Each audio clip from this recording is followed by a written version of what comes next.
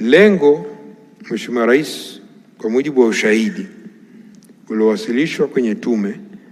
na maelezo tulioipata, ni kwa matukio yale yalikuwa na malengo makuu yafuatayo. La kwanza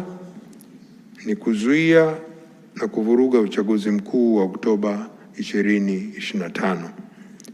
Kutokana na ushahidi uliotolewa mbele ya tume,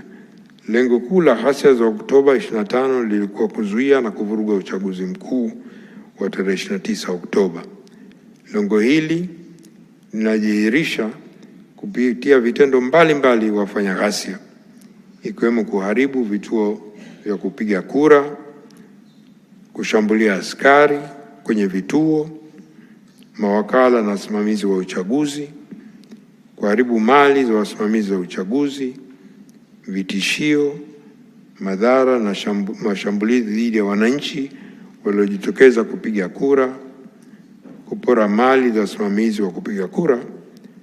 na pia kuna ushahidi kwa wale wamepiga kura na bado walikuwa na vidole vyenye alama ya wino, kukatwa vidole vyao au kujaribiwa kukata vidole vyao, na wengi wao walipa fedha